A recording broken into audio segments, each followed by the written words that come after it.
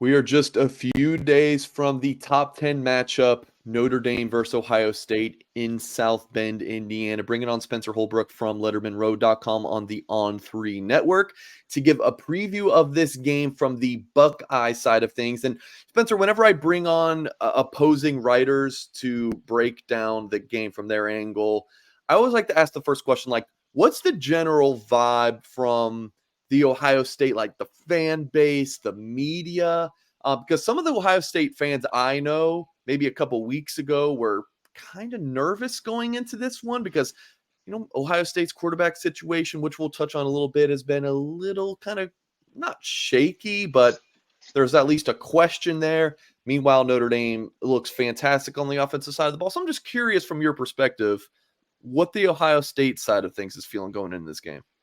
Well, Ohio State fans haven't been the same since the 2021 loss to Michigan. Like they've been on edge since then.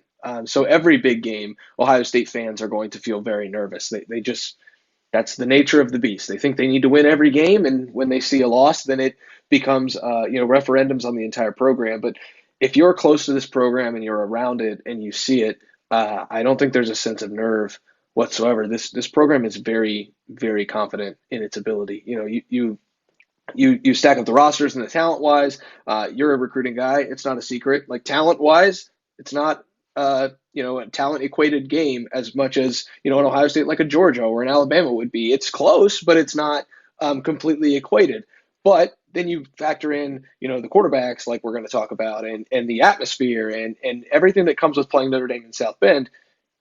Obviously, it's a challenge. Ohio State is not thinking of this as anything less than a challenge. They've called it a matchup game. When talent equates, you have to be better on the matchups, and that's one of the big things they hammer home. So I think from the outside Ohio State perspective, there's a lot of nerves. From inside Ohio State perspective, there's a lot of confidence, and I think that's a pretty stark contrast considering they usually go hand in hand. But the fan base has always been a little more angsty since that 2021 Michigan game and even the 2021 Oregon game. So I don't blame them, but I do sense a lot of confidence, and we'll get a better feel for that as the week goes on and we talk to more players. But the confidence is definitely higher than maybe it would have been had they been playing this game in week one when they still didn't have a starting quarterback. Yeah, sure.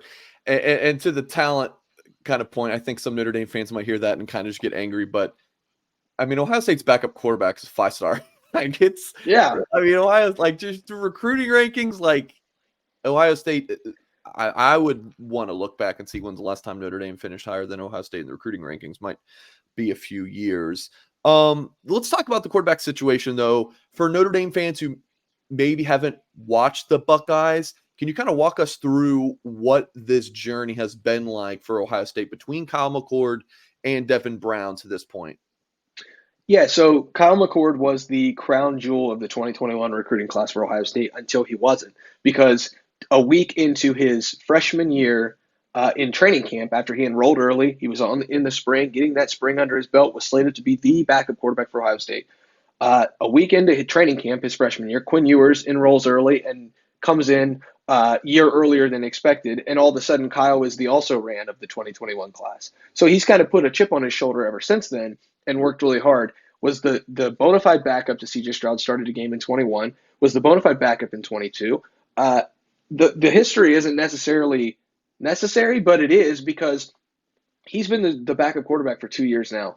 And until Devin Brown started to come on in the summer, not even in the spring. In the spring, it looked like it was going to be Kyle McCord's job, but they were just leaving it open in case something happened. Well, something happened with Devin Brown in the summer, and he looked very good in scrimmage settings, but the consistency wasn't there. And Kyle McCord looked less explosive, less likely to create big plays in training camp, but he was more consistent and making the right read and making the safe plays more often. So that's where they entered the season. Well, once the season started, it was very apparent who the more consistent quarterback was, who could drive the ball down the field more consistently, who could do things the way Ryan Day wants them in the structure of the offense. And if they get out of structure a little bit, maybe play make, because Kyle's got a little bit of speed that you wouldn't really see coming compared to what Devin brings to the table in the quarterback run game. So Ohio State officially last week, after a good performance against Youngstown State, and obviously the Youngstown State caveat is that the Penguins are FCS, Ohio State went ahead and named McCord the starter. I thought it was the right move because then you got the Western Kentucky dress rehearsal before you go to Notre Dame. Now, that's not saying that Western Kentucky is anything compared to Notre Dame. It's an entirely different beast. But the Hilltoppers gave Ohio State a reason to get dressed up in their uniforms and go out there in front of 100,000 people and work out some kinks, no matter whether it was on air or on a Western Kentucky defense that didn't look much dissimilar to air. So I thought it was a really good test run for Ohio State to be able to work some things out ahead of this trip. Now, you can't simulate crowd noise, but this quarterback battle is over, and it's Kyle McCord's team, and I think he's kind of ran with it. Ryan Day said he's got a little bit of a pep in his step the last 2 weeks after he's been named the starter. He's kind of taken over a leadership role. They've been tweeting out as a program some videos of him firing up the team that fans wanted to see, what kind of leader he was. He's really taking grasp of this thing, and you're going to see number 6 under center unless something happens to him on Saturday. Yeah, kind of respect to Kyle McCord for being that backup for years and sitting in, waiting his turn. You don't see that a whole lot, but I'm assuming if Devin Brown were the guy, then he probably would have bolted. But still, respect to Kyle McCord there. I know you're not going to offer us a score prediction just yet. But I'm assuming that you probably like the Buckeyes to go on the road and win this game. So kind of just as of Wednesday morning when we're recording this video, what are kind of your impressions on how you see this game playing out?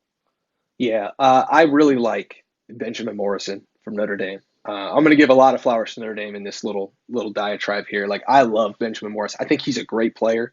I think he's going to be a really good pro. I like the secondary that Notre Dame has. Even against an Ohio State offensive line that's still working some things out, I'm just not sure what the pressure situation is going to look like. And even if you get to Kyle McCord at 4.2 seconds, that's 4.2 seconds that you have to cover these receivers.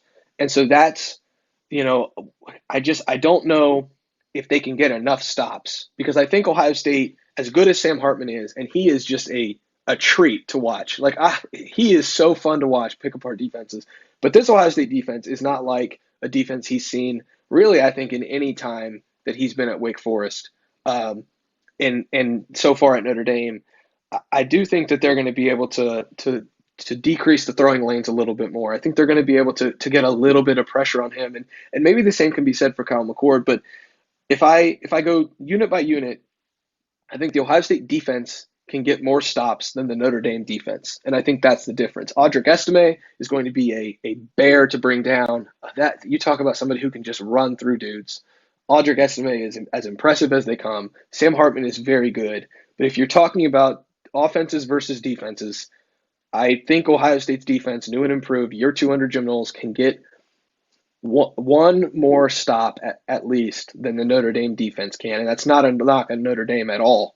It's just this Ohio State offense can beat you in so many ways. Okay, well, that's Spencer Holbrook. You can check him out at lettermanroad.com on the On3 Sports Network. Does a great job covering Ohio State. Spencer, enjoy your time in South Bend this weekend. Notre Dame Stadium is absolutely a treat. It's going to be a fantastic environment. From Notre Dame perspective, hope there's not too much red, but we will see on Saturday night. Folks, please do hit that thumbs up on this video if you liked what you saw here, or even if you didn't like, we had an Ohio State guy on here. That's okay. Just please do hit the thumbs up anyway, just to support us and subscribe to our channel for more content. Appreciate you all for watching, and we'll catch you next time.